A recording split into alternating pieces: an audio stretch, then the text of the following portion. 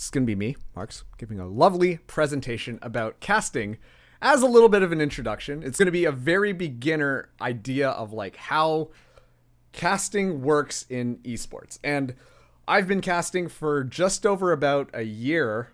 Wait, oh my god, it's June. Okay, so I've been casting. I hit the wrong thing. Hang on. I wanted this scene to be it. There we go. Okay, we're putting this together. We're figuring it out. This is my PowerPoint presentation that I stole off of a design on Google. It's the best way to do it. But yes, I've been casting for just over a year. Started out in Overwatch and continued into VALORANT. Had a pretty easy time transitioning, but yeah, for anybody who's kind of interested, this is going to be good because I'm also going to save this VOD so people can watch it later and hopefully generate a little bit of buzz this way. But yeah, I'm going to teach everybody how to cast. Very basically. Like, I cannot stress enough, this is just a very basic overview of casting. This isn't going to be like in-depth and stuff like that. You do need to actually kind of do a little bit more, but this is still a very good thing. Look at you plugging Hyperion Cup. Okay, so just to give you a bit of a rundown of how this is going to work, we're going to start out with what is a caster? Oh man, this esports thing, it's pretty neat. Then we're going to be moving into a little bit more of the technical stuff. So how to cast, what are some of these skills? How are you kind of working the idea between you and your caster to figure out a little bit of a flow and, you know, explain what's going on without overwhelming your audience. And then I'm going to touch on a little bit more game specific information. Like I said before, Overwatch and VALORANT, those are my two main games.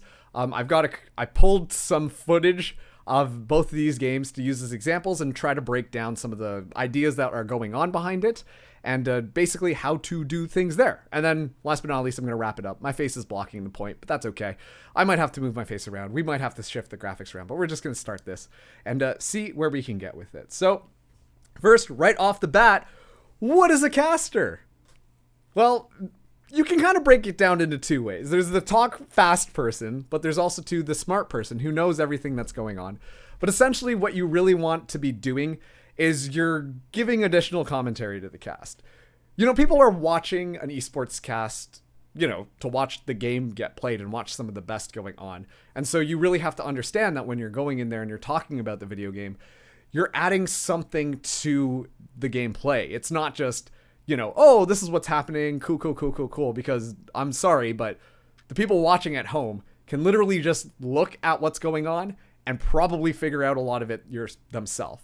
So this is something that you have to understand, that the caster just is existing to enhance the experience. They make it more fun to watch, and on top of that too, they're providing a little bit more insight to give people a little bit of better overall knowledge about what the context of a lot of things is happening.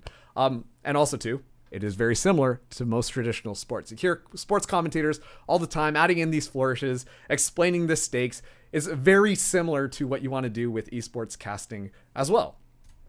So a little bit of responsibility comes into play here because as a caster, first and foremost, you're the person who is the face of the esports production. You know, you can talk about the teams and whatnot, but when people tune into and broadcast, you're the ones whose webcams are on. You're the ones who are kind of welcoming the audience in. You're representing whatever the tournament is as well as the game. It's also too, you got to be in good touch with your producer and your observer, because if you have like, when everything is in sync and you're working with the people who are behind the scenes helping you out as well, then you just make sure that you're going to be able to deliver a better product. I think it's very unwise for casters, producers, and observers to kind of just silo themselves off, as opposed to when they actually work together. When people work together, then it just makes the experience that much better. Like I said, you want to make sure that this is more entertaining. And also too, you're the audience's entry point. You have to assume that when people watch an esports thing, yes, they might understand what's going on, but it's totally possible that I might be like, hey mom, check out this esports thing that I'm casting for. My mom watches it, just sees a bunch of flying lights going on the screen. It's probably going to be extremely confused. Then I'm just going to be relying on the people who are talking to explain a little bit what's going on. They are how the audience is able to understand and contextualize information, and you need to make sure that you're making it general as well as specific, because you want to make sure that everybody is on more or less the same page. And so just to get into a little, I am blocking things. All right, we're going to have to change the screen set. Here we go. I was hoping that we could have just kept it that way. That's okay. So in general, no matter what type of esports game you're doing, the only exception I can think of right now is Super Smash Brothers. There's these cycles of action, cycles of gameplay is kind of what I've described it as here, where essentially we're going to start in the top right part, which is the setup. This is where you see the people, they're just kind of hanging out, poking each other a little bit, getting a little bit more resources. They're getting themselves set up for when they're ready to move in as a team and engage. You can see this all the time in a lot of FPS games, in Dota, League of Legends. So Rocket League, I guess, kind of as well. You can kind of see when they're like positioning themselves, getting ready for the setup. And then that is going to naturally transition into when the action starts. You can always tell when the action starts because there's a little bit of like I'm going to poke here, I'm going to jab a little bit here, see what I can get. But when the action starts is when it just starts popping off. Like this is when they just decide, okay, we're just going to get into it. And this is really where things are going to happen. Once they start to collide, there's a lot of things going on. Then we hit the action climax, which that is more or less the peak of what the action cycle of the gameplay cycle. This is the turning point when you start to realize that one team is 100% going to be winning over the other team. And now it's the other team trying to somewhat pull it back, but chances are they're probably going to lose this one out. And so this is where it leads to, and after the action climax, that's when we know who the winner of whatever the action piece was is going to be. And then as soon as that ends, then we go into the aftermath. It's kind of like the cool off period where, the teams, one team was victorious over whatever the engagement was. And then both teams just kind of go back to their respective sides. They take a couple of minutes, figure out what's going on before they start poking each other once again. And then they engage in it, because a lot of these competitive multiplayer games, you're always looking at the team fights. That's kind of the big climactic thing that is going on. And throughout all these games, you're always going to notice that the cycle just keeps on going. There's always like a build-up. There's the start of the action. Then there's the climax of the action. And then it goes back down. And then it goes into the next build-up. Then start of the action, etc., etc., etc. And so it's like a big cycle. In the greater context of things, there are more higher points of climax on what's going on, because if it's like a first team fight versus like the match determining team fight, obviously you need to adjust a little bit. But keeping in mind just this very basic circle of gameplay, this transitions really well into, apparently I can't click things, what the two main roles of casters are. And essentially, there's the play-by-play, who more or less is the person narrating the action all the time, trying to talk about what's going on. They also do a lot of the hosting duties usually, but more or less, they're the person who sets the overall energy, kind of building the hype up. What's the important part here? What should I be paying attention to? And then vice versa, we talk about the color person, who they're the quote unquote smart one. They've understood the plays, they know the strategies, they understand all of the greater context of things, and they're giving you that information in order to enhance the overall experience. I put down the guy in the chair. I know that's just a reference to Spider-Man, but I really do think that is the case, because as somebody who is trained mostly as a play-by-play caster, the amount of information that you can get from your color to like read things helps phenomenally. They're the person who understands everything that's going on and is really taking the time to kind of craft things together to allow the play-by-play to just go through all the action properly. And so when we put the circle together with the like type of casters that you're going to be working with, this is kind of how I set it up. Now, these roles aren't rigid. I want to be very clear. This is if we're just assuming there is a dichotomy and like, this person is the color caster and they're only doing color. This versus the play-by-play, they're only doing play-by-play. And as you can see, it's the setup and the aftermath. That's usually when the color shines, which honestly makes a lot of sense because, you're breaking down the plays, you're explaining why this is important, you're talking about things going on, versus the play-by-play, you want to be there when the action is happening. You're supposed to be the person who's informing people what's going on in the middle of the fight because it can be extremely overwhelming. So naturally, when the action starts, as well as when it gets to that climax part, that's usually the play-by-play heavy lifting duties. Once again, this is a very simplistic way to look at it, but in general, this is how you want to be stationing your color versus your play-by-play. It's all about the action of the game. and also what are the important parts of what is specifically going on in said match. So that moves us to point number 2, which is a little bit more on the technical side of the skills and how you want to be casting. There's a lot. I'm going to be honest. It sounds really simple because, you know, at the end of the day, like, you're just sitting down with your buddy and you're talking about an esports game. But there are a lot of things that need to kind of ease that conversation. Otherwise, it's not necessarily going to be a cast. You don't want a conversation happening over a game. You want an esports cast happening over a game. And those are two very different things. The very first skill I want to highlight is throwing. And I don't mean like throwing in game or whatever. None of that here. When I talk about throwing, that is me very clearly signifying to my co-caster, this is when I want you to pick up.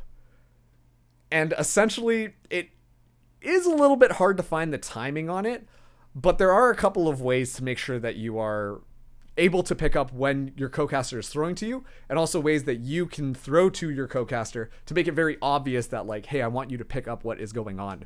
The easiest way to do that is a trick that I learned really early on. Actually, Spooky, who might still be in the chat, was the one who really just nailed this point home, is to use the person's name. So, for example, if I'm talking about, let's do just like Valorant, right? And if I was casting with Spooky, I might be like, oh, and then the jet flies up, pops the Blade Storm, gets a couple of kills, is able to get that spike down. But wow, that was a little bit of an interesting play. Don't you think, Spooky? Just by throwing that in there at the very end, it is very clear to my co-caster now to be like, oh, this is where I'm supposed to jump in. This is the opportunity I'm getting to hop in. And vice versa, if I'm casting with Spooky and Spooky's talking, I'm really interested to see how they're going to be moving into this next round with their gun buys. It's looking a little weird, But all right, let's see how this round plays out, Marks. Just by saying my name at the end there, it is very clear to me, okay, this is when I need to hop in. When you do kind of get into a bit more of a flow with your co-caster, you can kind of use your tone of voice to narrate the high points and the low points. So I'm going to talk about this in a different area as well. But essentially, like, if I'm just like, oh, and then the Sova stops the defuse, and that is going to be the end of the round. You can very clearly hear me being intentional, and that's another way I can throw as well. Just as soon as my co-caster is familiar with my style, then they're going to know that this is the point where they should pick up on and move things forwards. So point number 2 here is game sense. I cannot stress how important game sense is. Think about it like this. If somebody is watching esports, right, they tune in, they've been playing Overwatch since the beta. They love this game, and they're involved in community tournaments. They tune into an Overwatch stream.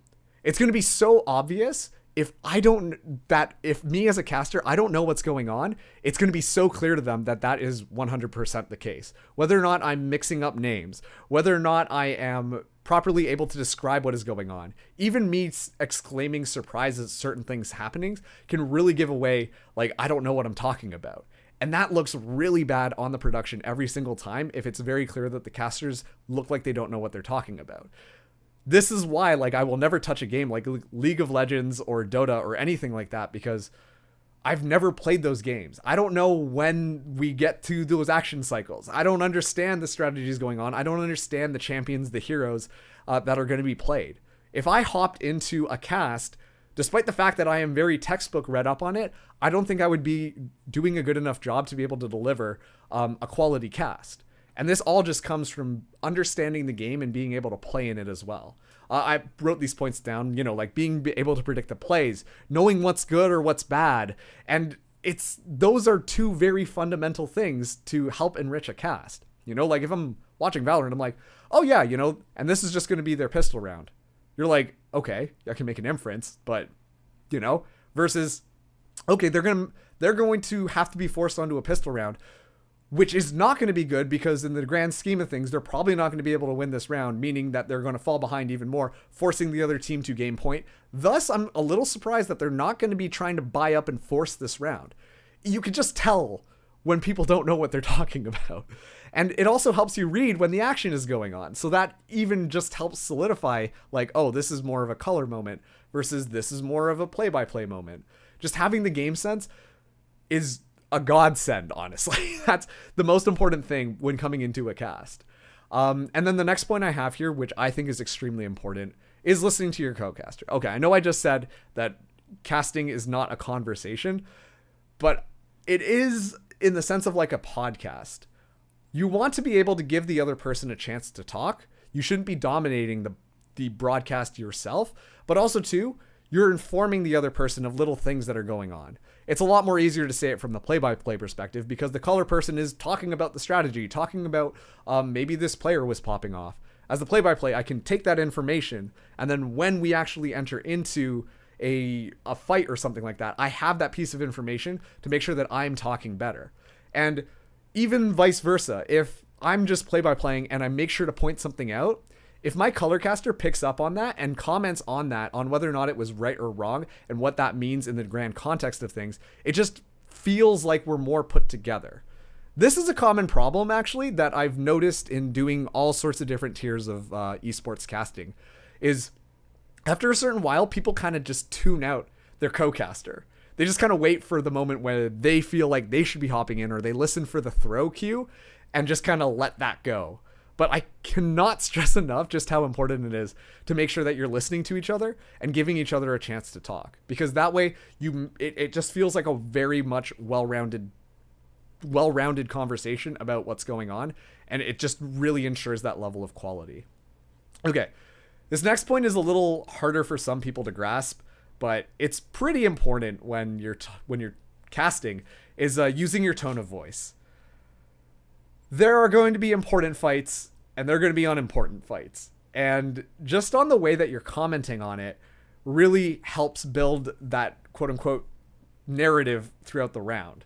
If every single moment I am yelling in your ear being like, oh my god, this pistol, this classic kill just absolutely popped off as you got one to start the round off, versus, oh my goodness, he just got a 1v5 ace with this pistol, it's absolutely unbelievable. If I'm matching those two levels of energy, you're not going to know which part is important. And so it's very important to use your tone of voice to really convey what is the hype moments versus what is just kind of like, okay, this is still kind of the warm-up phase. You know, we're a little bit more chill right now because we're just talking about things, debriefing before, oh my goodness, we're going into the action now. I'm going to be speeding up my tone of voice. And you can also hear me talking a little bit louder. And this is going to make you pay attention a lot more to what the heck is going on here. But it looks like we're finally done now. So we can take an easy step off. You can hear me decreasing my voice. I'm talking a lot slower. And that's going to be the end of the thing.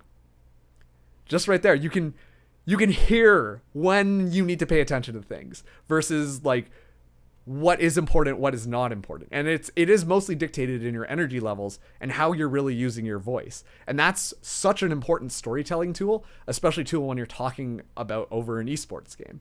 And last but not least, narrative building. With your co-caster, this is also why it's really important to be able to listen to your co-caster. You're setting the stage. You're giving the audience an idea on what they should expect versus what they should not expect. And also, too, why is this important? Is this the finals? Is this just the group stage? Set the stage. Give the people the context so then that way they know what they're looking out for as we enter into the next round. If there's a player who's been absolutely popping off, one that comes to mind was, I was casting a TSM Academy game. One of the players harmful. Absolutely disgusting with the operator. On that cast, we built up harmful time and time and time again. And so it just made it so much easier that everyone, like, as soon as he's got that operator running in onto site, you know to be watching for him. The observers know to be watching for him. The audience is anticipating that he's going to be going in there and absolutely wrecking shop. See, that's the narrative right there. And now people are going to be paying attention to it to try and see what is going on. What are the stakes? And so I know when you say narrative building, it sounds like it's very high level, like, ooh, what is going on? I need to weave together a story. But at its very base bones, you're just giving expectations to what the viewers should be paying attention to. You know, is it looking like this team is going to stop this team? What players do we need to look at? It's interesting how these rounds are going. Maybe there's a turning point coming in onto here. You're basically just expectation setting. So everyone says the word narrative, but I don't really like that word. I do think that it is a lot more of just setting the audience's expectations so they understand what they're going to be doing moving forwards. And last but not least, please have fun. When you're casting, people can tell when you're interested versus when it's not. And this is actually a trick I learned at radio, but when you're just talking normally, right? Listen to my voice right now. As soon as I smile, you can hear how I sound different.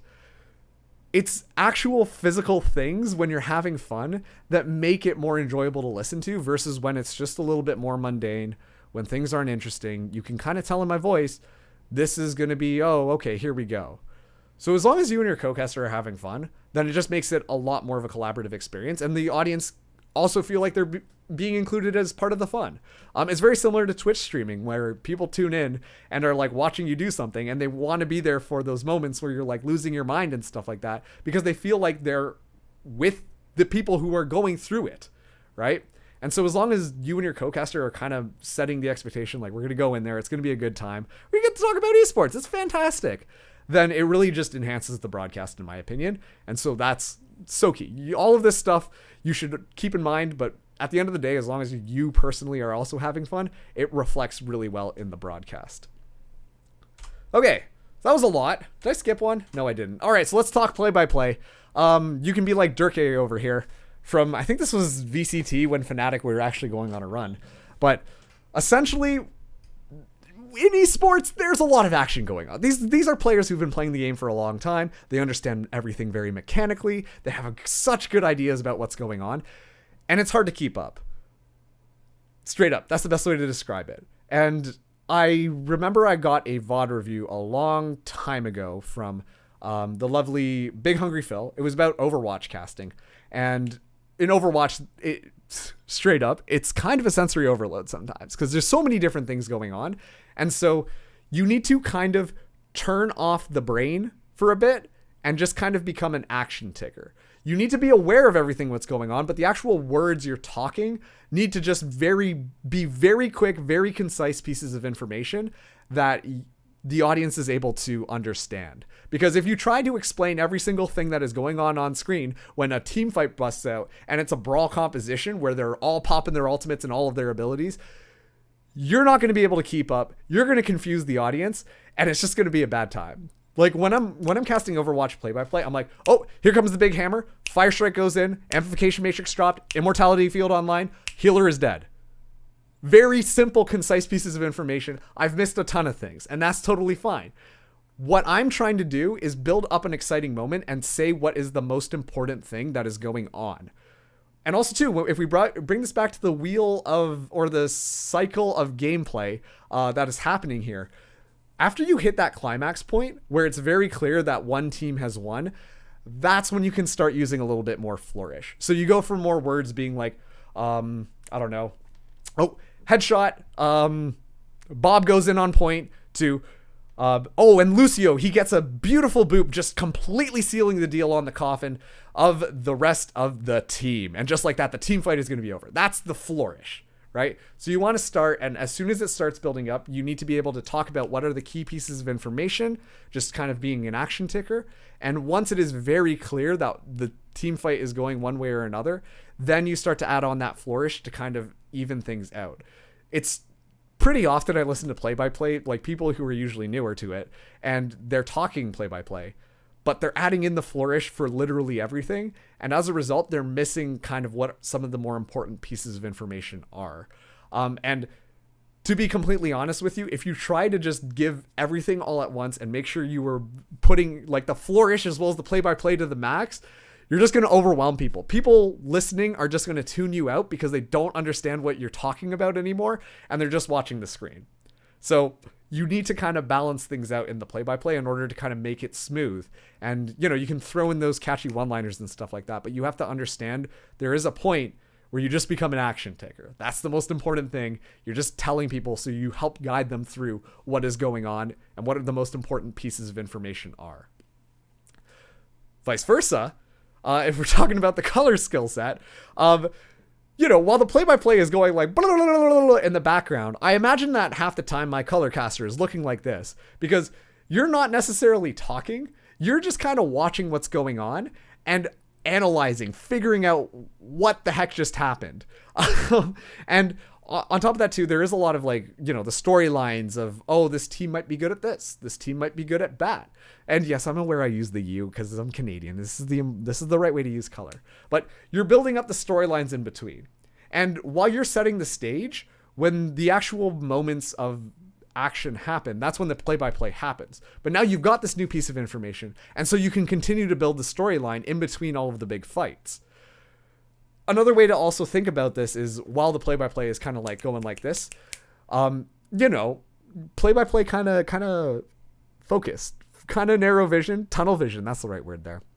Kind of just focused directly what's happening in front of them, and they're going to miss some things. And that's totally fine. That's when the color can come in here and be like, oh yeah, and it was absolutely wild. In the back line, somebody got a pick, which just made sure that the entire flank didn't come through. And as a result, it was just a lot easier for that execution to happen on site. That's what the color is watching for. They're your second set of eyes for the play-by-play to be able to watch what's happening. And like I said, when you're talking about storylines, you got the strategy, you got the gameplay. You're breaking things down, explaining why certain things worked, why certain things didn't. And also, too, this is an important part. You're setting the stage for what's going to happen next. This could be in the form of predictions, kind of like what I had said here. But it could also just be, okay, now that we understand that this is how things worked, it's very likely that this is going to happen on the next run if they try this out. And once again, like I said, it's very important that your co-caster is listening to you because, for example, if I'm casting Overwatch and, Spooky's talking about things, I'm just watching the action happening. I'm doing play-by-play. Spooky's my color caster. And he notices that the team composition is changing because this team really good at Brawl.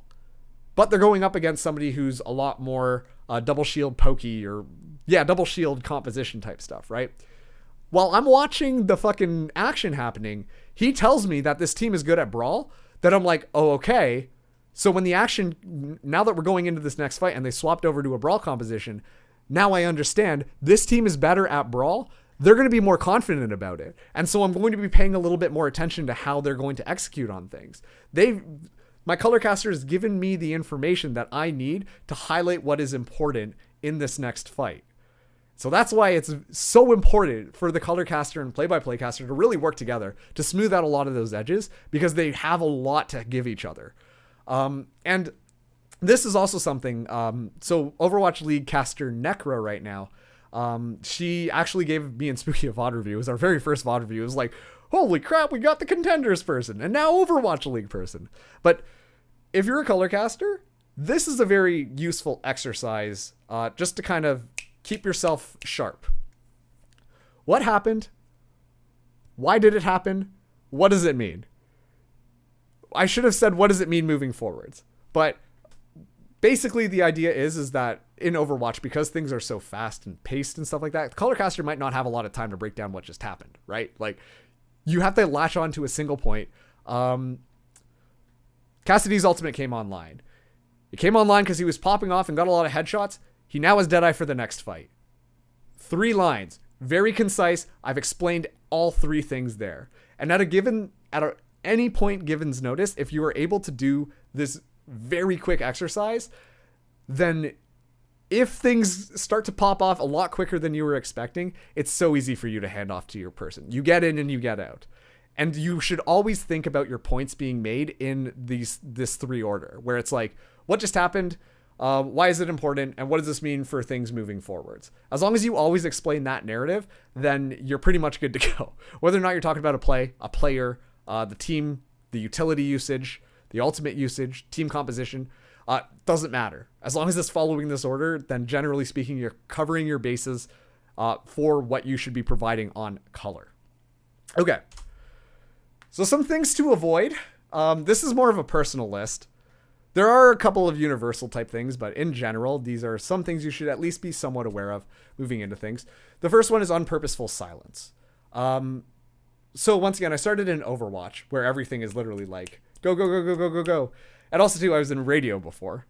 Never have dead air. Dead air really, really, really bad. But then when I moved into Valorant, okay, you can have a little bit of dead air. You want to let the cast breathe a little bit. I'm still struggling with really grasping that as a concept, but you're still being purposeful with the silence to indicate that like nothing is going on. Never never have silence when things are really happening and things are supposed to be exciting. As soon as that happens, it is very clear to me that between the two casters, there is some miscommunication going on as to who is covering what and what should be said. And that's okay. You just got to talk about that afterwards. But if there's a literal, like, especially in like Valorant, where every single round there's going to be a climax of the round where like that's the point where one team is going to win. If halfway into the fight, the play-by-play has not picked up yet, and you've just dropped off as the color, something's wrong. The play-by-play should be building up to the action so that when the action is happening, that's when it's like, oh my God, okay, let's see what's happening. If there is silence in the middle of that, something is wrong. And that is not good, because then, it's like, well, why are you here then? You're just here to be like, oh yeah, and I guess this happened. Cool. That's not good. It's just not good. Make sure that the silence is purposeful if you want it at all. If you don't want silence, that's also cool too. That tends to usually be how I cast, even in Valorant, where there's a bit more breathing room. I just prefer no silence. So that's kind of my thing. Don't talk over each other. God. It's very important to give each other time to talk. You don't want one caster to feel like they're getting a lot of showtime versus the other person not getting another showtime. Also too, because this is like two people having microphones, it's not a conversation in real world where I can tune out one person to listen to the other. If two people are talking at the exact same time, trying to hog the broadcast of themselves, you don't hear anything and you're confused. So be very, this is more into the listening to what your co-caster is saying, but also too, like, know when to back off. That's pretty important. And emphasizing listening to your co-caster. Don't repeat information. Repeating information is so bad. I've been guilty of it before where, for example, my co-caster will be like, oh yes, it was very cool how like this just happened. And then I'm just like, oh shoot, I didn't hear what they said. Yeah, it was and like, I'll talk. But I thought it was very cool that this happened. And like, it's just such a bad look when you rewatch the VOD that it's like, yeah, the other person just fucking said that. Of course, we know that already. Give me something new or build upon it. You don't want to be saying the same information all the time. And it's the same thing with wrong information. If you're saying something that is just wrong, you can say it confidently and get away with it, but people are going to call you out. And while this is mostly my experience in Valorant, the chat might not be very nice to you. So you want to make sure that you're doing your best to bring the best experience knowledge-wise to a cast. Especially too, once again, in Valorant, where everybody knows a lot about the game and are very passionate about it. And it's still new and up and coming so that people feel like they can do a better job than you can. And as soon as that happens, you've more or less lost all credibility as the person casting it, because they're not going to listen to what you say and just think that you're wrong the entire time. So making sure that you're saying right information is important. And if you do say wrong information, it is okay to acknowledge it. It's okay to say, sorry, I know I just said that, but actually this is what happened. But anyways, move forwards. Because then that way you're being like, okay, yes, I understand. I messed up. It happens. I'm human. But we can move past that. Let's see what happens next. So don't be afraid to do that. The next one is mismatching energy. If I'm like, woohoo, I'm talking about blah, blah, blah, blah, and then my co-caster comes in and he's like, yeah, man, pretty sick plays. Yeah, it was pretty cool. I think that maybe this should happen here. It just feels weird. You got to be on the same page. And, you're building up to these hype moments. You're going down to these hype moments. It needs to feel like it flows together. And if it's very like disjointed, it just makes the broadcasting extremely awkward and not really good to listen to. So that's kind of a really important thing that you want to make sure that if you are casting, you're listening to where your co-caster has left off the energy so you can pick it up at that level. And once you pick it up, then you can do whatever you want with it. If someone is like super hype, then it'll be like, wow, that was a ridiculous play that we just saw there. But okay, let's take it back for a second and think about what just happened. As soon as the round started, we did notice that this person moved in, da-da-da-da-da-da-da. You hear how I started at a high energy. I'm not doing the fireworks right now, Oakley. I started at a high energy, and then I picked it up at that, was just like, that was really cool. But then I started to bring it down, being like, okay, but let's think about why that specifically worked. When we look at how the engagement happened, and then da-da-da-da-da-da-da, and oh no, it looks like that they are starting to get into a fight again. Let's see how this one plays out. You just need to match the energy before you go up and down. And don't make fun of teams and players. You can critique the strategies. That's totally fine. But don't make fun of the people. Because that's kind of mean to them. But also too, if there are fans, they will not like you at all, and you don't want to be an asshole. And actually, not being an asshole goes into the last point. Don't ego other people. just don't do it. Simple as that. No matter where we are, we're all being united over, like, you know, making productions, doing esports and stuff like that.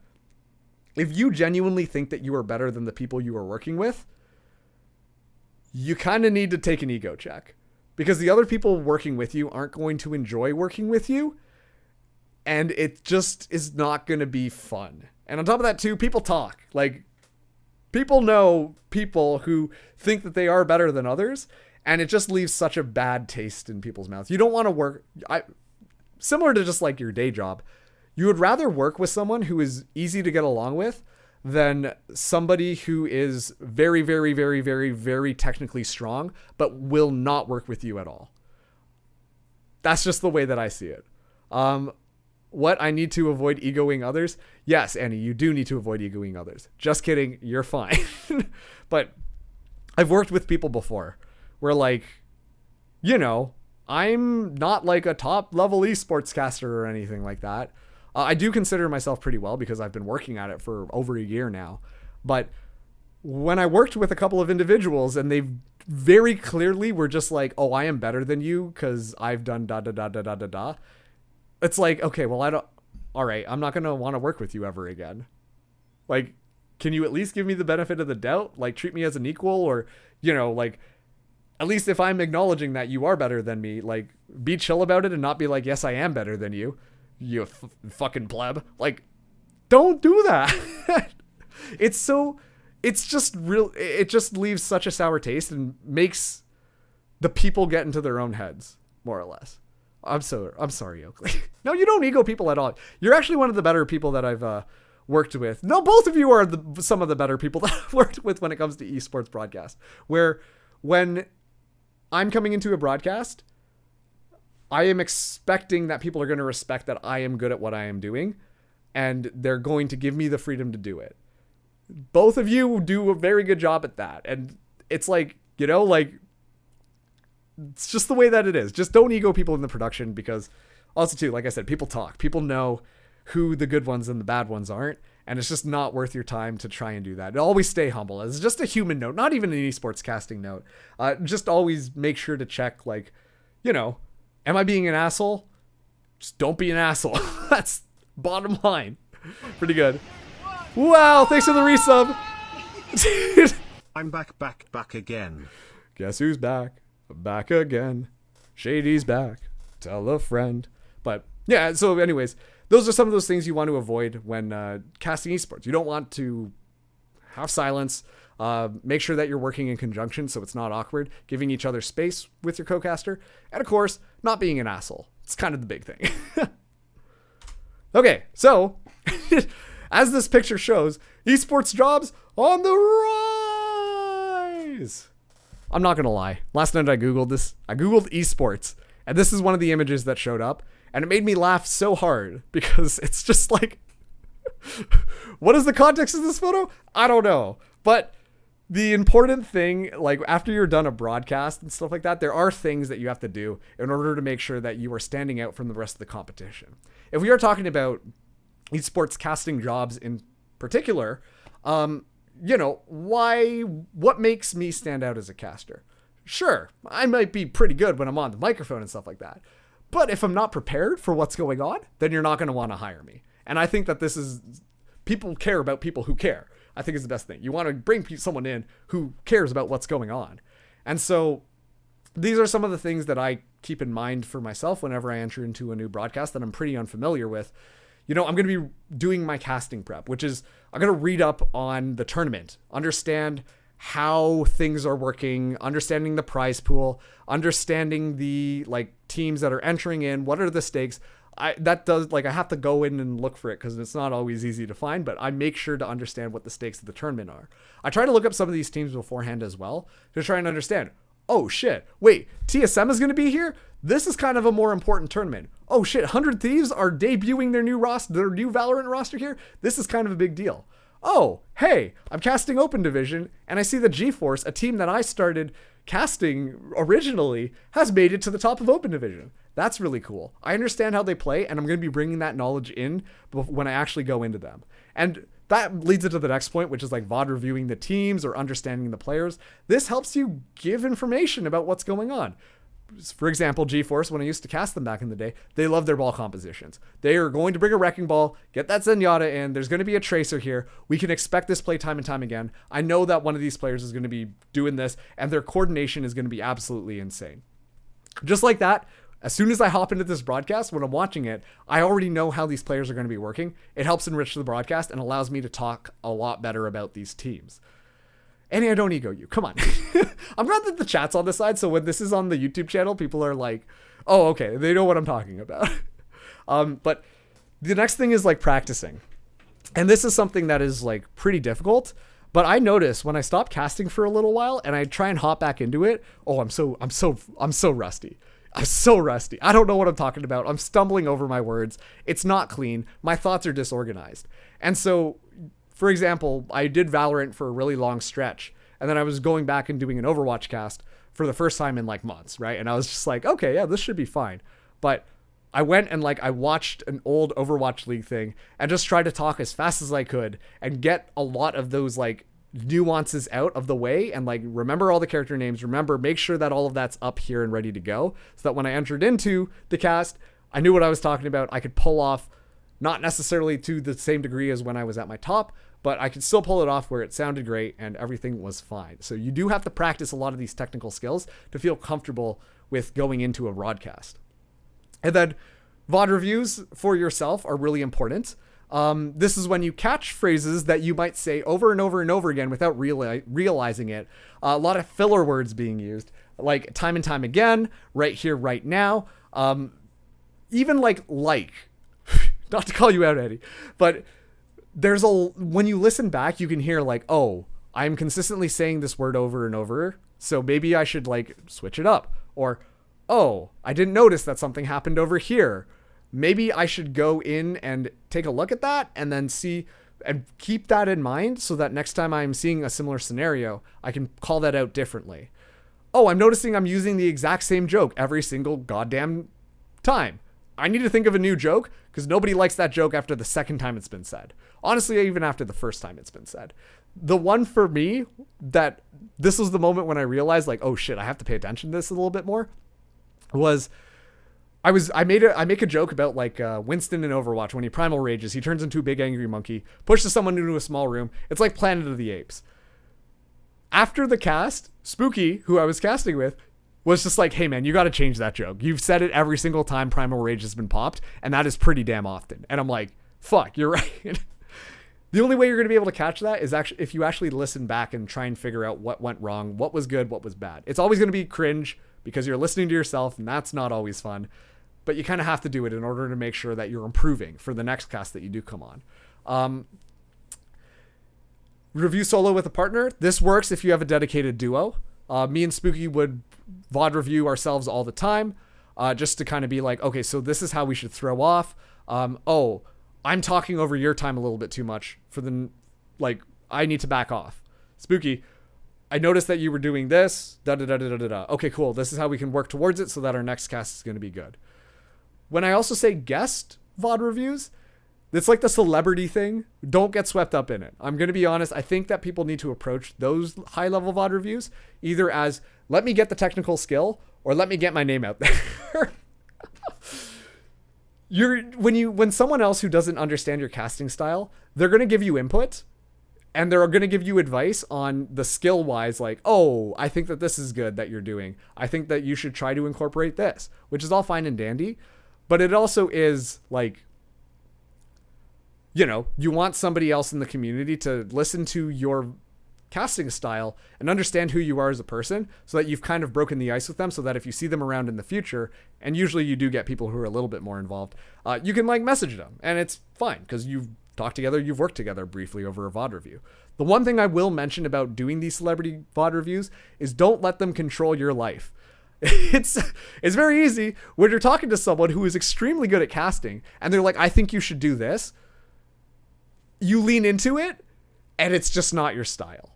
This happened to me very early on, where I was told, okay, I need to start contextualizing what's going on in fights more often. And I was like, oh my God, I need to change how I'm casting in order to make sure that I'm always contextualizing. And I did that, and I would listen to myself afterwards, and I'm like, this is garbage. And so you listen to what they say, and they mean it like with the best of intentions, but it's up to you to take that and internalize it and incorporate it well into your own casting style. Because what works for me is not going to work for you. What works for me is not going to necessarily work for the next person. And so you got to take what I'm doing, take the foundations of it, put it into yourself, and then spin it around, and life will be good. And last but not least, you got to pay attention to what's going on in the community. Whether or not we're talking game patches, that's always important because it shifts up what is quote unquote meta, what you can expect teams to be playing. But just knowing the culture that surrounds esports, especially those games, is incredibly important.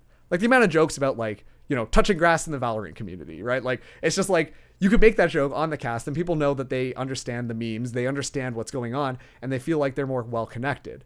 Or if like I'm doing an Overwatch 2 cast and we see that like one of the tanks is just kind of feeding, then we're like, oh, this team is just preparing for Overwatch 2 because then there's only going to be one tank. Like that clearly shows I care about what's going on in the Overwatch scene and what is going to move forwards. Then the people at home being like, huh, like that was a good line. You know, because they're like, oh yeah, like they care about what's going on and I care about what's going on. So this is going to resonate a lot better with me. Also too, having information memorized is super key.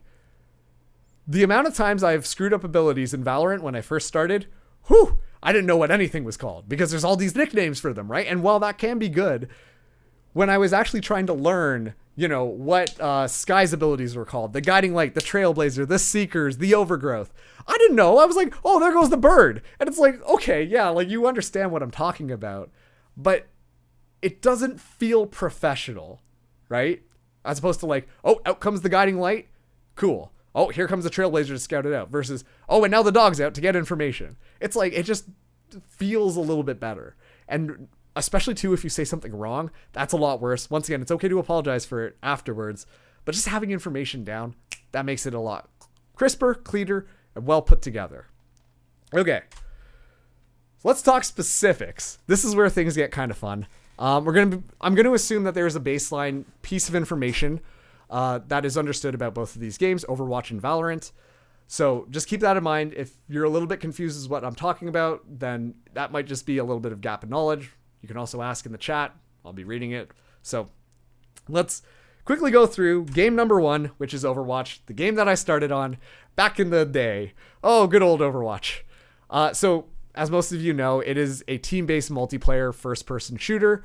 There's a whole array of heroes and stuff like that, and it is a hero shooter. So what it means by hero shooter is that it's very specific to what heroes are being played, their abilities, and their cooldowns. I cannot stress enough that every single hero is very individualized in their playstyle, and so you see a lot of like matching going on. You know, not everybody has the same gun, not everybody has the same ability set, not everybody has the same health pool. It's every single hero is a unique individual, and you can also swap in between. So, the big ideas of Overwatch, what you want to be watching for as a caster, honestly, even as like a player, a coach, you know, pretty much everybody, are the team style. Like I said, 2 supports, 2 DPS, 2 tanks. You're always going to see a variation of these 3 styles being run at every single point of a game. It's either going to be brawl, dive, or poke. Brawl, that's when everyone sticks together. You run in, you just hope to overwhelm them. All the abilities work in conjunction to make sure that everybody close by is benefiting. Dive, you have a lot more mobile heroes. You got that Winston, you got that Wrecking Ball, you got that Tracer. The idea being that like you're going to have these heroes just fly into the back line of the other team, kill their back line, and then as a result, their front line is going to crumple. And last but not least, there's the poke composition, or like bunker, whatever you want to call it. Double shield falls in here. But essentially, it's just, you want to play from far back, throw in the damage, we're doing super long range plays, and just try and whittle them down and keep them at bay before they can even approach us. It's essentially the styles there. It's always important to pay attention to combos, like I've said before. There are so many different combos in Overwatch, and the team styles will always be based around these combos. It's so easy to predict what's going to happen just because these combos work out so well. For example, the Grav Dragon. Zarya throws out the Graviton Surge. Everybody gets stuck inside. As a result, you use Hanzo's ult, throw the dragon through. It's going to kill everybody in there. Nano Blade. Genji pulls out the Dragon Blade. You hit him with the Nano Boost. He's going to be alive a lot longer, can sweep up kills, doing even more damage. One slashing the support line. It's great. Pharmacy. You've got Pharah flying up into the air, all of that type of stuff. And things like double shield as well, where you're stacking shields in order to make sure that you can keep your opponents at bay and they aren't able to even touch you, honestly. Other things to keep in mind are the map choice and style. All of these maps support different types of compositions. So, for example, if a team wants to bring you to King's Row, chances are we're going to be seeing a lot more Brawl. The reason why a team might want to bring another team to King's Row is because they are better at Brawl, and they're expecting the other team to be worse at it. As a result, I'm going to pick King's Row for my hybrid map because I know that I can beat them in Brawl. Little things like that. That helps contextualize the overall story of what's happening. And then last but not least, ability and ultimate tracking. This is really important. Unlike other games like Valorant, where it's like, you know, you have a set number of abilities per round, in Overwatch, it's all about cooldowns, all about building up those ultimates and unleashing them at opportune times. You want to take a look at, like, what the abilities of the heroes they're bringing together. What are some of the pieces that we're going to be watching for as these fights engage? Is it going to be this Mei coming in here who's going to throw up that isolating Mei wall to isolate the enemy's Reinhardt so the rest of your team can charge in on them? Is it going to be this Lucio going with the the speed boost to make sure that the team is able to relocate themselves a lot faster? Paying attention to the abilities really helps you understand the style of gameplay. And on top of that too, looking at the ultimates, you know, are they going to be popping these ultimates for this fight? Are they going to be holding them for the next fight? Do they want to combo them? How are these ultimates being used? You got to be paying attention to that and whether or not it's been good or bad. And I really want to emphasize, compared to more tactical shooters like Valorant, Counter-Strike, all that, this is really quick. Oh my God, this is so quick. It's always going to be like, they poke each other a little bit, next thing you know, team fight. And I'm not kidding when some of the casting styles of Overwatch is just like, it's two casters literally going back and forth, back and forth, back and forth really quickly, because that's how fast these teams are just going back into the engagement. You don't even have enough time to really break things down before they're already trying to fight each other, because they're trying to capitalize on the differences based on the number of kills and based on the respawn times, all of that type of stuff. So you just got the style of cast for Overwatch is a lot more to the point, a lot quicker, a lot just higher energy in general. And it's a fly through. Okay, so got a lovely example here. This is going to be pretty familiar. I'm not going to lie. I picked casts that I am a part of. No, it's mostly just because I understood what was happening. I'm going to pause the video as we're kind of going through it. Let me just turn up the volume as well so I can listen to it. And I'm going to be pointing out things that are going on here. Okay, so this one, shout out to Oakley. This is the Hyperion Cup, Season 1. This was the quarterfinals. We've got teams Grav9 versus Tempest Typhoon going up against each other, okay? So we're just starting things out. This is going to be round number 1, I believe. Yeah, round number 1. And we just loaded into King's Row. So we're going to listen a little bit, and then I'm going to pause as to what's happening. But Krea's going to continue on this Doomfist here and try and get those early picks. And you can tell too, right now, Tempest Typhoon really like playing that fast style, going again with the Doomfist over the Mei. Teams are already getting into this brawl here, as the X and Straight God are going to be trading blows left and right. And we're okay. This is the part where I would actually claim that the team fight has started. We just saw them poking back and forth, and you can hear it in my voice. Oh yeah, that's right. I did have a headache. I did have a fever when I did this one. That's why I didn't remember a lot of what happened. But you could hear when we started out, Spooky was breaking down a lot of the things. Oh, Krea coming out on this Doomfist. This is something we need to pay attention to. And then he handed it off to me. You could hear him drop off, just like, oh, and this is how it's going to happen. I pick it up. I'm kind of being slow about it. Like, okay, they're rotating around, moving into it. A couple of pieces of utility are being used. But it's as soon as I see that Yikes, who's on Reinhardt, is going up against Straight God, that's the point where the engagement has started. And you're going to hear me start to talk a lot faster. Vitality field already used up, a 4 Grav9. Yikes, continuing this aggression forwards as Krea punches Astro out of the way. Zai finds Dragon Slayer as well. Zai once again on the Cassidy, just putting in so much consistent damage here. And Straight God can't do anything against this one. Adiva's going to do their best to try and eat up as many bullets as possible. Now it's just squanching on the point here. And, oh, never mind. They also have a Baptiste, but now just a Deadeye. Just use the Deadeye. Close things out here. Zai able to just clutch this one up absolutely for Tempest Typhoon. A little bit of a Lucio in the back, but this point number 1 is looking pretty much done for Tempest Typhoon. And so you could hear I started to get a little bit faster, higher energy, and then I let it go towards the end there. Just to set things back normal. The fight is over. It's very clear that Tempest Typhoon has won the point. Everything is cool. Also, too, you'll notice I didn't go into super hype mode. And that's okay, because they're literally just fighting for the first point. We've just opened up the map. You expect teams to get the first point. So we can talk about what's happening and be like, oh yeah, here we go, da-da-da-da-da-da-da. But I'm not going to be like, and oh my god, he got a Deadeye and there's going to be 2 kills. Oh my god, how is this even possible? There's no point in doing that because this is literally just the first fight that these teams are getting engaged into. There's nothing really that stood out to me as something that's really important. And so in an overall thing, I'm commenting on things, but I'm not necessarily getting super into it. I'm just kind of talking about it in general, while still building things up by talking a little bit faster as well as raising my voice. But in general, I'm keeping it overall pretty chill.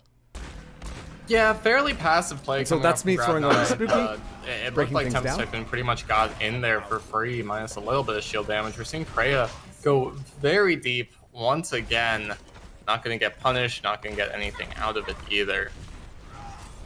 We do see Dr. Brennan with the Amplification Matrix here, potentially being able to combo with Yikes' Fire Strike. And Matrix is pretty good on the Streets phase.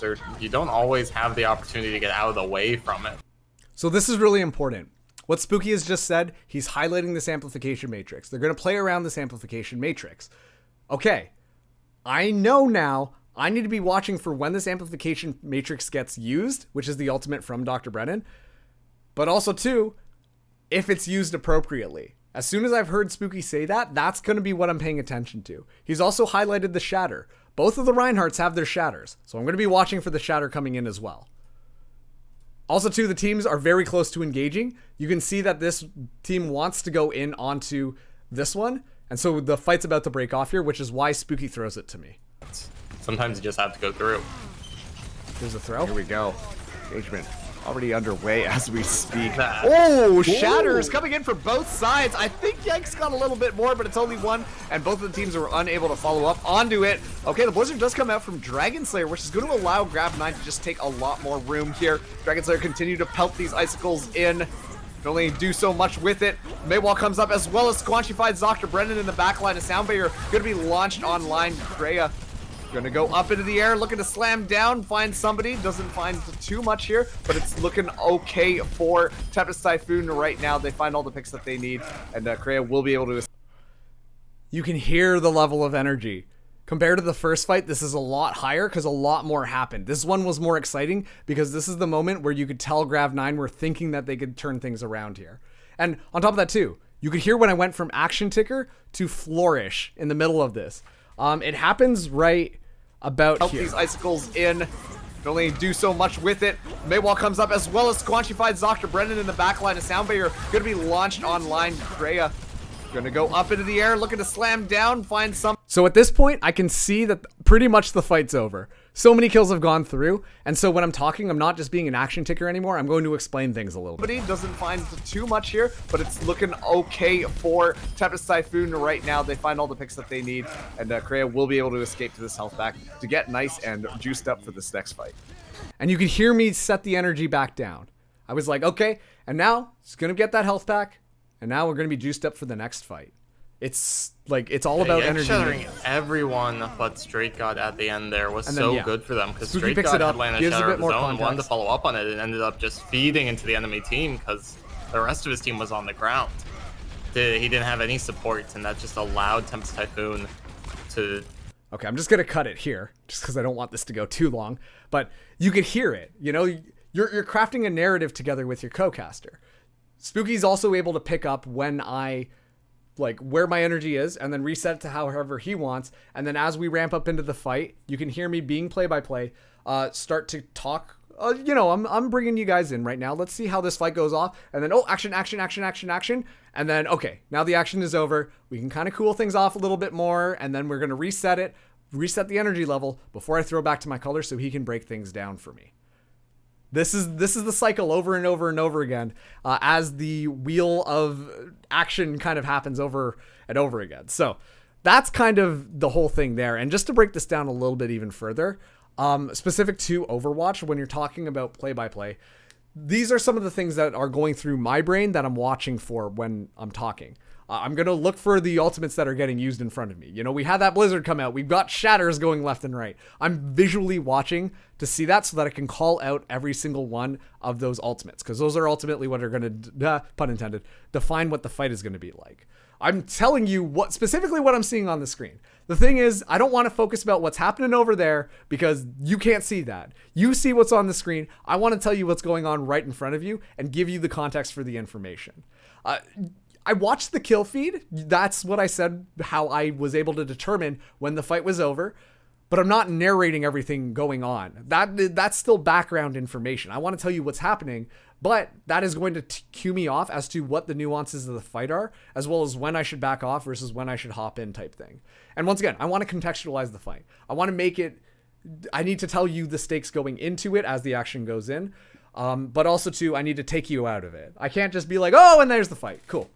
I need to tell you like, oh, okay, this was a pretty expensive fight for this person, and that's going to be the end of the fight. And then Spooky, as my color, can pick up. Meanwhile, Spooky, as that color caster there, or just color casters in general, you want to look at what's happening while the play-by-play is talking and figure out what the turning point is of the fight. That is like, oh, this is why the strategy didn't work. This is why this didn't work. Or this is why it did work. This one player is playing out of his goddamn mind on Hanzo, and that's why all these picks are happening and allows things to happen. And because the play-by-play is really focusing on what's directly happening in front of the screen with all the things going on, that allows the color, the room to sit back a little bit more, watch the kill feed, watch the ultimates, watch all the abilities, try and pick out the behind-the-scenes things that allows the team composition to work together. That kind of is really important, so then that way you can provide the context to, oh, you know, this fight was lost because the Mei wall didn't happen. Or it's very consistent where, oh, Gummy Bear coming up. Oh, excuse me. It's very consistent where, like, an ultimate gets eaten by a diva. And I just didn't even realize it because I'm watching the Reinhardt charge off onto the side. The color's job is to be like, yeah, and they just lost that ultimate because they invested it, but just got completely defense matrixed away. That's the most important part that the color is kind of bringing. They're giving that second perspective to the play-by-play in order to help them inform the context of the fight, what worked, what didn't, but also setting up what we're going to be going into, which is setting the win conditions. Oh, I think that they really need to counter this Doomfist if they want to be able to win. This Doomfist is flying around in their backline, just getting so much value. They need to be able to shut that down. Look at this. They're changing their composition. They should be able to shut it down now. That's really important. You got to figure out what the win conditions are for both of these teams because they're Overwatch. You can switch heroes mid-round. You can switch things around, change up your play styles. Maybe they hold on to ultimates. All of that allows for a lot more of like, this is what I think they should do if they want to be able to win out their next team fight, but it's getting really close to the wire here. So they got to change it fast. And last but not least, you have to be concise. As you could just tell right there, it's a lot quicker than a lot of tack shooters. You got to be very quick about your point. You got to make it and you got to get out because sometimes you don't even get that room. And so you have to know when to back off so that you're not still explaining what just happened in the last fight. And we've already gotten into the next fight. So being concise is a really hard skill, but I really do think that it enriches a lot of casts in general, just being able to be concise when you want to versus having to always assuming that you have a lot of room to talk with. Overwatch was pretty much very quick pace when I first started. And so because I got used to that style, everything else has been a little bit easier because I do have a little bit more room when I'm working with my co-caster to inspire a little bit more conversation, insert more personality. Overwatch sometimes doesn't have that, but it really helps you be concise. And that is a very important skill for casting in Overwatch. So, you know, it's a little bit of a meme. A lot of fucking things happen in Overwatch all the time. It's a beautiful light show. But I genuinely don't think that it isn't overwhelming. It's overwhelming if you were trying to pretend like you know Overwatch and are going in and doing a production. And this is what I mean. It's going to be very, very, very clear that you don't fully understand what's happening because you're going to get visual diarrhea like this. But like right off the bat, just taking a look at this, I can already tell you so much about what the heck is just going on. And this is some random ass screen grab that I got. The blue team, they're running the Zarya Reinhardt composition. it's very clear that they're doing that tank thing going on. The interesting that they are pairing a Reinhardt with a Bastion, but with a whole hogging Roadhog over here, he's just going to get melted by this Bastion. We have Pharah using her ultimate onto this Zarya, which is probably going to get the kill there, unless the Ana over here is able to get the sleep dart off. I don't really know what the fuck Symmetra's doing over here, besides setting up some TPs and setting up some turrets, but the Lucio might fly into the turrets and might get God. Isn't overwhelming. Yeah, Overwatch 2 is probably going to change a little bit more because they're taking out a lot of the shields and stuff like that, but it's overwhelming. But once you kind of get in and familiarize yourself with it, I really do think that it's like on par with games like Valorant, where, you know, you have to pay attention to the abilities. Every hero is unique and there's a lot of them, sure. But in general, once you kind of get the flow for the gameplay, it's pretty easy to catch up as to what is the action pieces. The one thing I will really fault Overwatch for is no minimap. God, if they had a minimap, I think that would make color so much easier. Every time I've done color in Overwatch, I'm looking for a mini-map because you only see what your observer is showing you. But Overwatch always looks very daunting, but it really isn't. You just have to kind of get into it a little bit more, play a couple of games, see kind of what's working, and know the ability names, and you're pretty much good to go. You really have to immerse yourself, and it's honestly not that difficult. Technically speaking, from a casting perspective, it is very difficult, in my opinion. I think it's one of the hardest games to cast. But the actual like understanding and getting into it, I think it's pretty decent as long as you're somewhat of a fan of the game.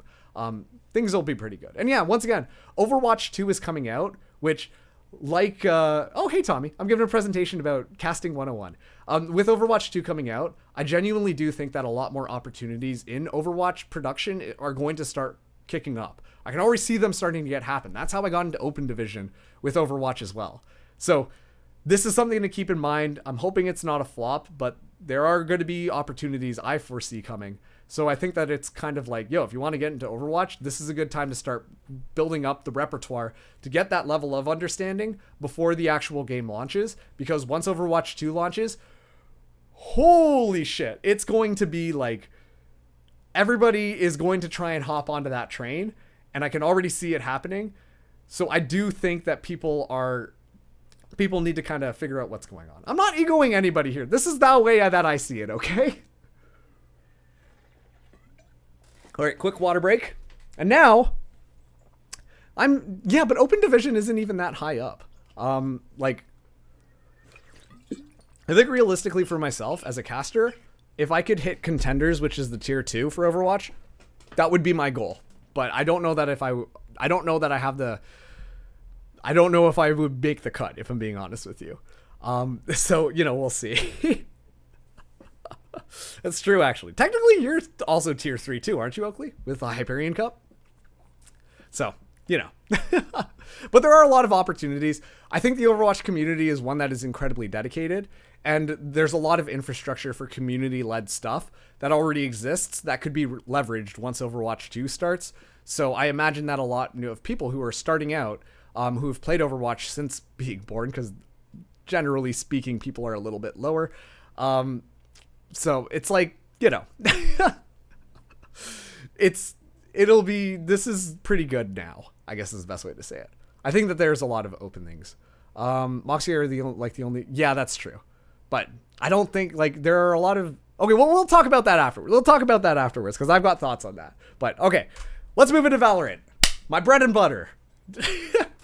Overwatch birthed and raised me, and then I was just like, screw you, mom, I like this guy over here. And then I went over to Valorant. Valorant threw its lasso over me and then just roped me in and pulled me in. This is the description that I got off of Wikipedia, by the way. It's a character-based 5v5 tactical shooter, with tactical abilities, precise gunplay, and adaptive teamwork. Precise gunplay, everybody.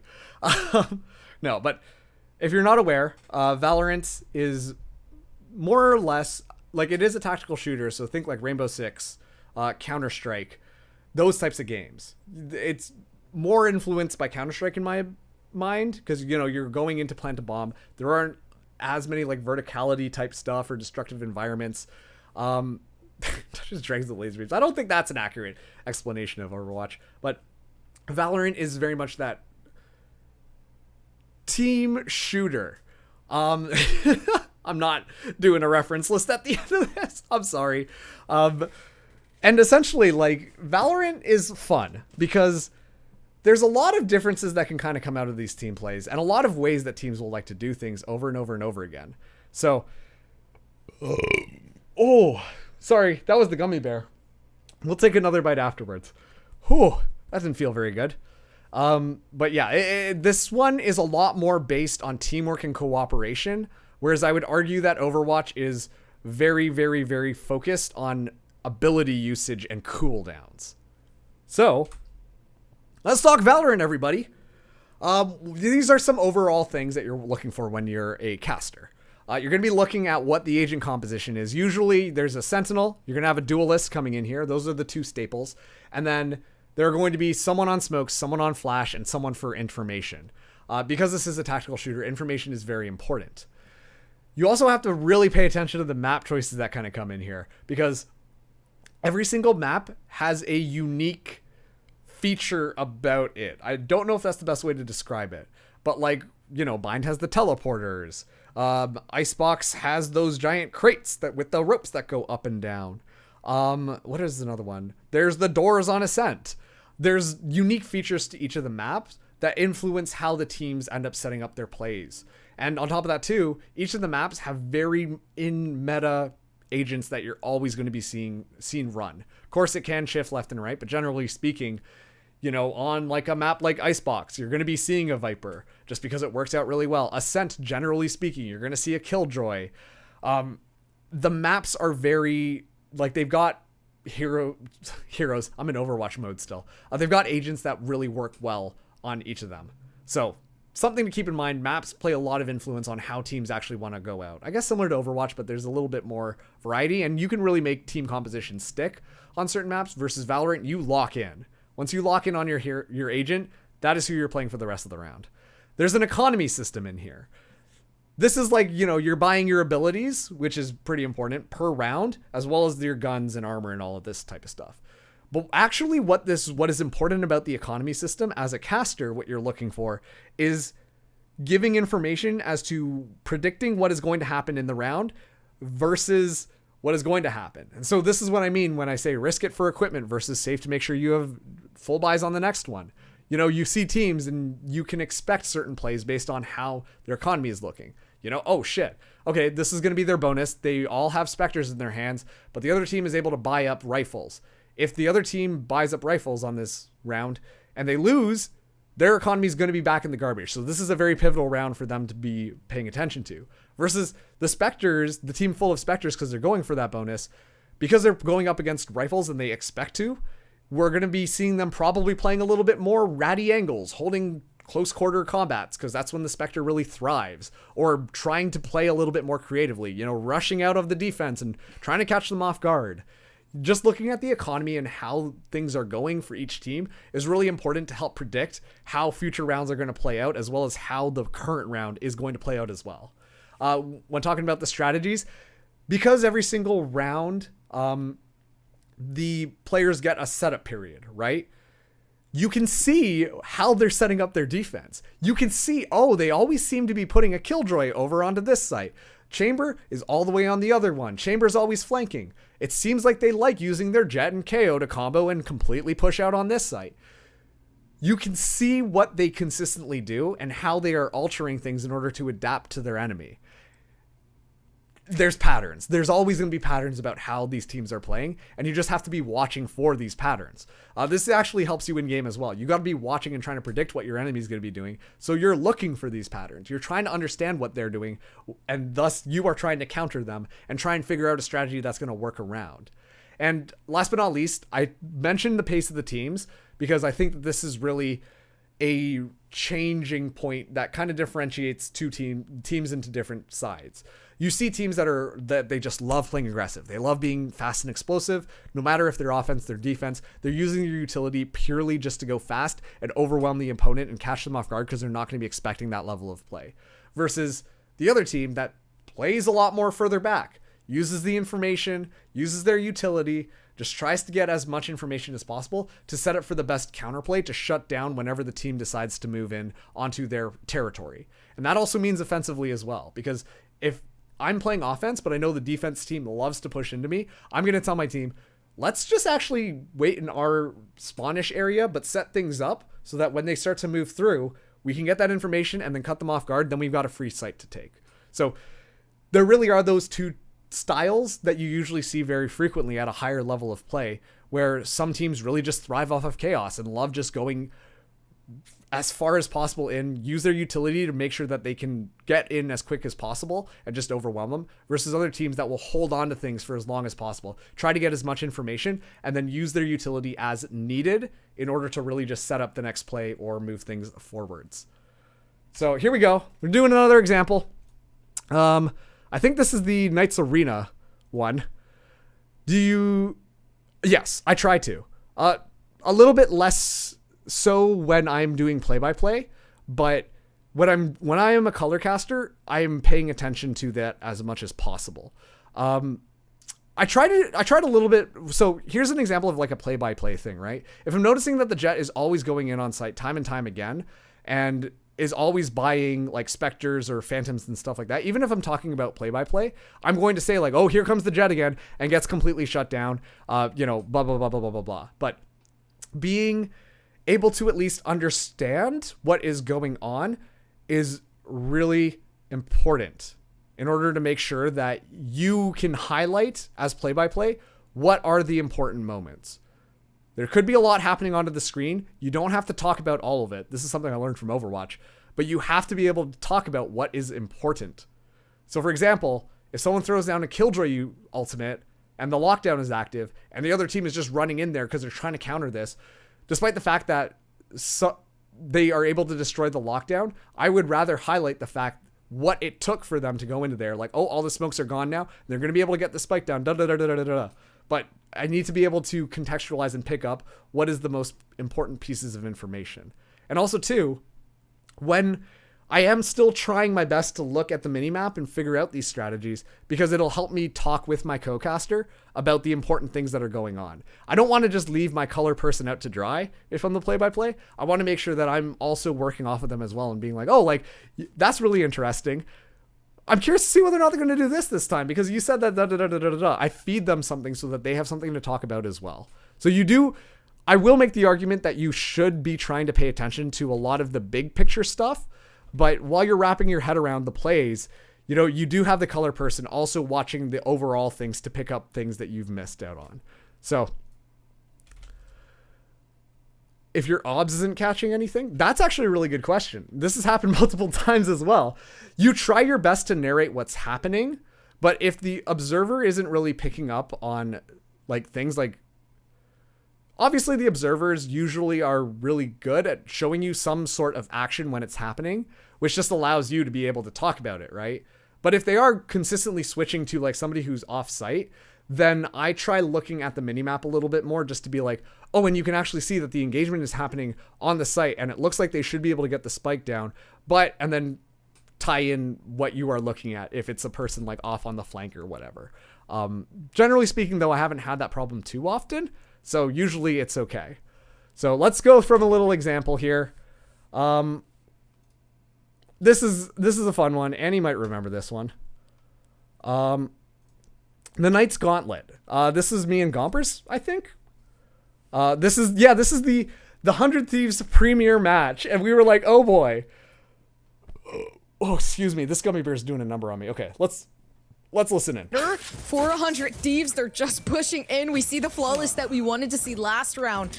And I mean, within this 2-0, looking pretty good. But this is the round where 100 Thieves might fumble a little bit, just because we do have the Vandals coming out, and only having Spectres here can't take those long-ranged fights. This is what I really wanted to highlight. This is why I picked this specific clip, and this is so important to me.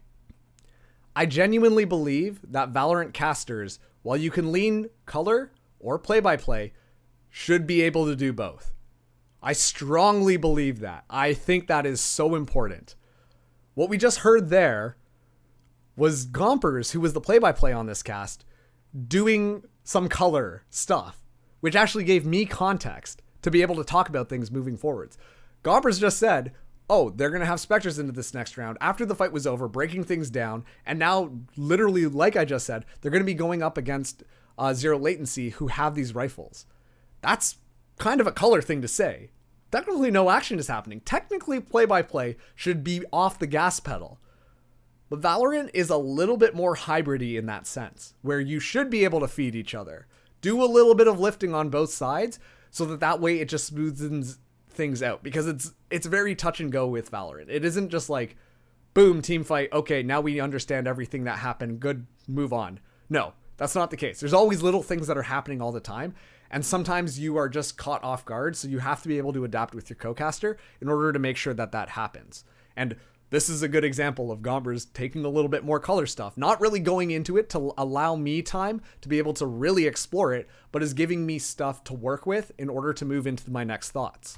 Yeah, and so, we just saw very aggressive defensive plays coming out from 100 Thieves, just completely shutting down Zero Latency before they could even make their way close to the site. But I think this time we're going to be seeing something a little bit different. Like you said, with those Spectres, you got to be playing more of those rat angles. See, this is an example of me very clearly listening to my co-caster and re-emphasizing something. Gobbers just covered the point that the Spectres are going to be like, close quarters. Oh, gun disadvantage. I think it's important enough as a color. I need to re-emphasize it. So I'm going to say, like you said, to acknowledge the fact that, yes, you 100% agree. We're both in agreement on here. This is going to be important. I'm going to talk about that. Angles. You don't want to give up the long range battle, because that's just one headshot with the Vandal and you're going to be sitting down on the ground.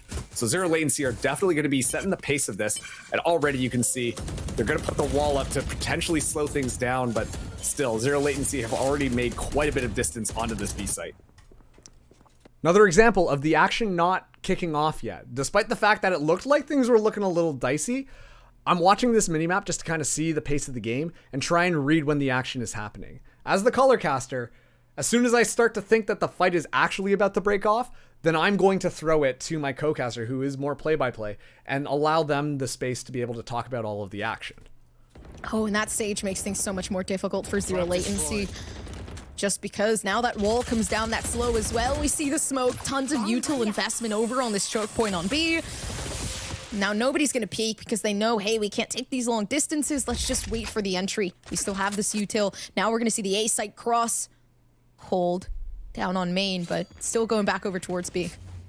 Yeah, looks like Zero Latency played the Uno. And so we thought that the action was about to start. Didn't end up starting. Gompers was great about it. Picked it up. Kind of talked about things a little bit, but still a little bit more colory, in my opinion, where you're talking about like, oh, they're ready to move over. They dumped a bunch of util, blocked off a lot of the site. You're commenting on what's happening, but why is it important? And then threw it back to me because very clearly they did not engage. And so it's still a little bit of color. So this is where I should, as the color caster, shine. Reverse card on themselves as now they're walking forwards back into this aggression. Stellar no longer has the wall, but see how this goes. Dragon going explosive onto site and immediately shuts down Stellar, but gets traded out by Bang as the molly comes out. But the aftershock is going to force that back. I forgot I went color on this hard. I mean, play by play. Before has to back off as well. And now the spike should be able to get down here, but still 100 Thieves doing a great job of stopping this, Gompers. Yeah, but the numbers are here for 100 Thieves. Bang, peeking perfectly, is actually able to get out Katashio regardless of the situation that they're in. Weaponry rise. Now we have this 2v1 Velocity in a very bad spot at the moment. Will peeks. Asuna's gonna peek with it, knowing maybe just down within main. Oh! Velocity peeks through. Now only a headshot needed, but still maybe a stick. I feel like the stick could definitely be committal.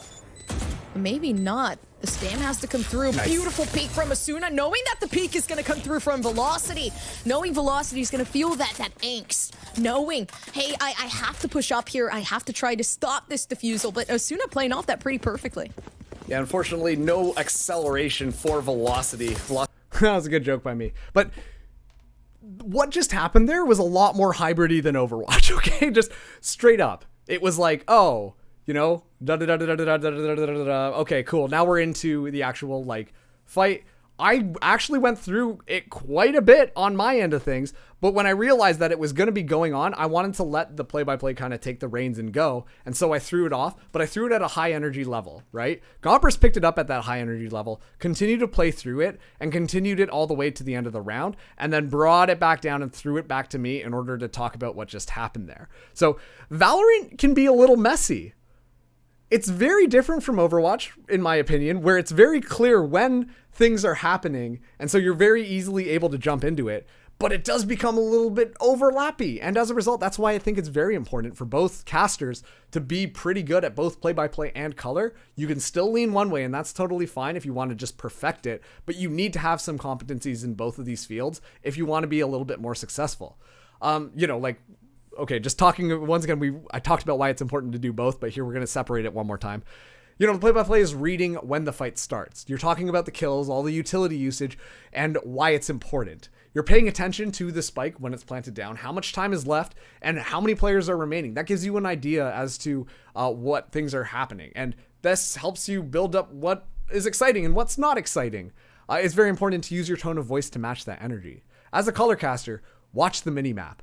You're looking at how they're running around, what's going to be important, catching things that, once again, the play-by-play is not watching for.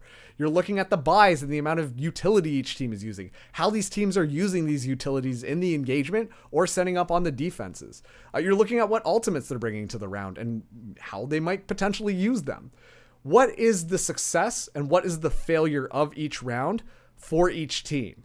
What could they work on? What do you want to highlight? What do you want to say they need a little bit of work on? And how can they play around it? These are the more strategic things you tend to talk a little bit more as the color caster about. But the play-by-play can also talk about this as well because they're narrating the action. This Jett has been super impactful, consistently going in onto the site, finds a couple of picks, and then it's just wide open for the rest of the team to move into. That is technically a success and failure of each of the teams, but the color is allowed to expand upon that. Oh, if the Jett is being super successful, I heard my play-by-play say that, how can the other team counter that? Thinking about that. And last but not least, positioning of the map. You want to watch how they're setting up for their engagement, how they set up when they put the plant down and all whatnot, and then how the retakers come in onto the site, and being able to comment on those types of things as well. You got to get all of the information in to be able to make coherent, well thought out things. And so this is just from like the VCT, or it's just like V1 Penny just kind of popping off here. But all in all, like Valorant, in my opinion, is a lot more technical than Overwatch in the sense of gameplay. Whereas Overwatch, you can kind of get into the nuances of like fight, not fight, and there's a lot going on screen all the time. Valorant's all about the 1v1 engagements sometimes happening off of screen versus when they move on. And you really have to have a good sense of the game in order to really understand what's happening to properly comment on it. Overwatch, you can kind of get by because sometimes there's just so much going on. That's just how the cookie crumbles. But Valorant, everything has to feel like it has purpose. And that can be a little bit overwhelming for people sometimes. They just assume that like, oh yeah, I played Counter-Strike and thus I should be able to understand everything about Valorant. But all of the different abilities that kind of come in there can really throw a lot of wrenches into how the things kind of shake out. And in addition to, I really do think that there's a lot more talking time in Valorant. So you do have things like pauses for silence to let the cast breathe a little bit. The back and forth banter between the casters. There's a lot more time to develop narratives, so you don't have to be as concise as possible. You have the space to comment on things. And it's really important not to just shift your focus on every single kill that happens during a round. It's so easy to talk about that, but it could just happen because someone will peek around the corner and then they're dead. And if you immediately just cut off the color caster to just talk about a single person dying at the end of the round, sure, but that's not important in the grand scheme of things. You want to allow the color caster to finish that because they're probably going to comment on that as well as they're talking about what's happening there. And the play-by-play, it's kind of hard to read when you need to go ham. This is really just having your finger on the pulse in order to understand like, oh, this is the important part. This is what I need to hype up, and using my voice to match those levels. Because sometimes when I come in and if I'm doing play-by-play, it's not going to be a hype thing, and that's okay. I just have to make sure that my energy level when talking about it is pretty on point. Like you can just state facts. You don't have to build up all of the energy to be like, oh my God, this is insane. And so that's kind of Valorant in a nutshell. There's a lot going on, but okay, let's move into the wrap up. This has been going on for a lot longer than I was expecting, if I'm being honest. Apparently, I have a lot to talk about when talking about esports casting. So, why would you cast? This is kind of a tough question. It's more of a personal thing, honestly. But more or less, you're putting on a show. And the thing is it's for the people, the players in the community. You want to, if you enjoy being a part of the community, that's kind of what you want to do. You want to help them get some enjoyment out of things. But I really don't want to understate that it does take a lot of time. I've been on broadcasts that have gone longer than 12 hours before. It is a time sink. And you're doing a lot even off the air as well, whether it be prep, whether it be just reading up on what's happening in the big tournaments, whether or not it's hearing about Overwatch 2 being delayed. Like you have to keep up with a lot of things, and it is a really big time sink, and I really want to emphasize that. So then it comes down to me. Why do I cast, or / how did I get started? This is a photo that was taken of myself seeing an Unreal play during one of the Nerd Street events. Somehow I was just like, you're kidding me.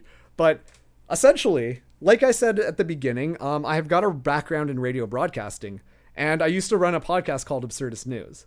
So originally when the pandemic started, one of my friends dragged me into Overwatch casting, and basically that's kind of what happened. You know, once you finish school, you have a lot more time. And this was kind of a really fun after work activity. I wouldn't be surprised if it already is. But you know, that was, for lack of better terms, that's how the door got open to me, was one of my friends brought me into production. And I'm going to be honest with you, I loved it. I mean, obviously, but it's personally for me, when I go into an esports broadcast, when I do YouTube, when I'm streaming on Twitch even, I want to entertain people, right? And I think that casting was the perfect fit for allowing me to do that, because guess what? I like talking a lot about things that I care about. And it's a way for me to, you know, entertain others by kind of being silly, by kind of cracking jokes. It's not easy, but it's something that I really enjoy and hold on to. So that's why I've continued doing it after all this time. It is true. But there also is a community aspect, you know, like it's crazy to me how many friendships I've formed through just like esports stuff. I mean, case in point, Tommy B right here, Annie Poo, like Oakley, Spooky, like, well, I guess Spooky friends beforehand, but like you form like connections with people, and there's a sense of community. You feel like you're a part of something, and I really enjoy that feeling as well. I think that's really important. And, you know, just being able to connect with others over a mutual bonding interest. It's great. You know, like, honestly, even my roommate, we can talk about VCT all the time because he cared a lot about VCT, and he also kind of got me into it, which is how I originally started casting Valorant as well. It's fun to me. I love being a part of this community and being able to talk to others with mutual interests, you know, and also putting on a show. And then, yeah, last but not least, building up my skills as an entertainer. Listen, there's a reason why I'm Twitch streaming as well. I've noticed it's gotten me really good at just being able to like talk the shit off my ass, trying to be somewhat funny, but being a little bit more improv-y. And so it's really worked out as just the whole esports trajectory of, you know, becoming funny and being a quote unquote entertainer, which I don't know if I necessarily agree with, but you know, that's just kind of how the cookie crumbles. And that is the end of this presentation. Yes, I did. You bring it. Thank you. No, I don't think it's just a salad, so it should be okay.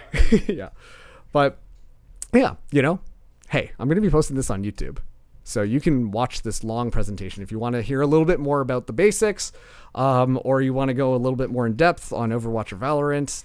You can just go back and rewind and kind of listen to what I've said. You know, if you ever want to get in touch, if you're thinking about casting or whatnot, you're watching this in the future, feel free to shoot me a message. I'm happy to kind of help people out. I'm in a privileged enough spot where, you know, I think that this is something that everyone should be able to get in on if they want to. And it's pretty hard starting out. Figuring out a lot of these abilities and trying to find your groove is incredibly difficult. Me and Spooky were only able to really get into it because we had worked on a lot of these nuances when we were working on our podcast. Because that podcast, we had to work on like how to bounce off of each other, not talking over each other, listening to the other person. And a lot of that you just don't get told when, when you go into this. If you go into this and nobody tells you about that, then how are you even supposed to figure it out? And so that's kind of what I'm hoping for by giving all of this information off. So I'm literally talking about you, bringing me into this shit. And, you know, happy to help people get started more or less. And, you know, VOD reviews, all that type of stuff. You know, happy to help. Okay, so this is also my Discord. They didn't have an icon for that, so I used the Facebook Messenger one, even though down with the Zuckerberg. But you can also reach out to me on Twitter. DMs are open. And, yeah, that's the presentation. Whew! I did it. Fucking 2 hours, man. It's a long one. Okay. Oh. I'm not giving you my messenger. You aren't even friends with me on Facebook.